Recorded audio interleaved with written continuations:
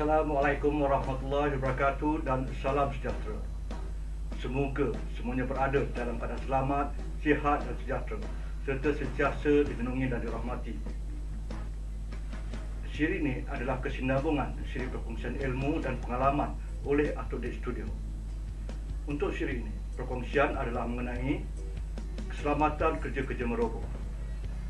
Bagi mengelakkan klip video untuk topik ini daripada menjadi terlalu panjang, ia diterbitkan dalam beberapa siri.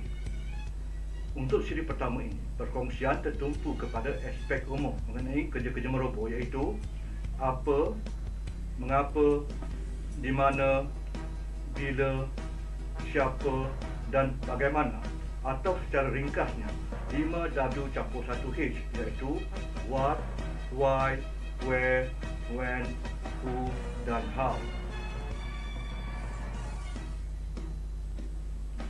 Peraturan 2 tafsiran Peraturan Kilang dan Jentera Kendalian Bangunan dan Kerja-kerja Binaan Kejuruteraan Keselamatan 1986 mentafsirkan kerja-kerja meroboh sebagai apa-apa kerja yang bersampingan atau berkaitan dengan menanggal atau membinasakan keseluruhan atau sebahagian dari bangunan atau struktur selain bangunan, dan termasuklah mengalih atau menanggal jentera atau peralatan-peralatan lain.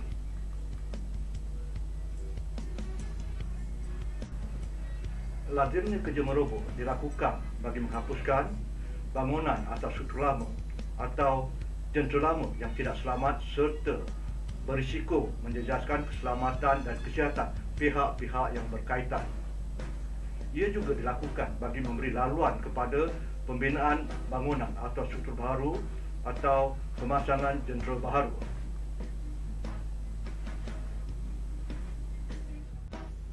Sebagaimana yang ditafsirkan awal tadi, kerja-kerja meroboh dilakukan kepada keseluruhan atau sebahagian dari sesebuah bangunan atau struktur. Ia juga termasuk kepada apa-apa jentera atau peralatan-peralatan lain.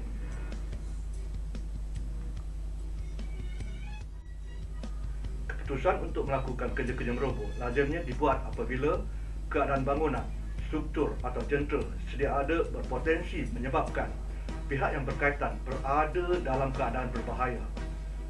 Selain itu, keputusan juga dibuat berdasarkan kepada tuntutan ekonomi dan sosial yang memerlukan bangunan dan struktur yang lebih besar atau jentera yang lebih canggih.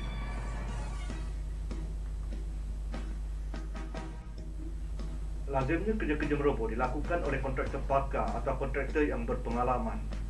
Tertakluk kepada jenis bangunan, struktur atau jentera yang perlu dirobohkan, kaki tangan ataupun pekerja yang terlibat termasuk juruterstruktur bagi memeriksa integriti bangunan, struktur atau jentera yang perlu dirobohkan, orang yang ditetapkan untuk kerja-kerja meroboh bagi menyilir kerja-kerja yang akan dijalankan, orang ditetapkan bagi bahan letupan untuk kerja-kerja meletup sekiranya terdapat bahan letupan digunakan, operator komputer bagi jentera berat yang digunakan, dan pekerja-pekerja terlatih atau berpengalaman.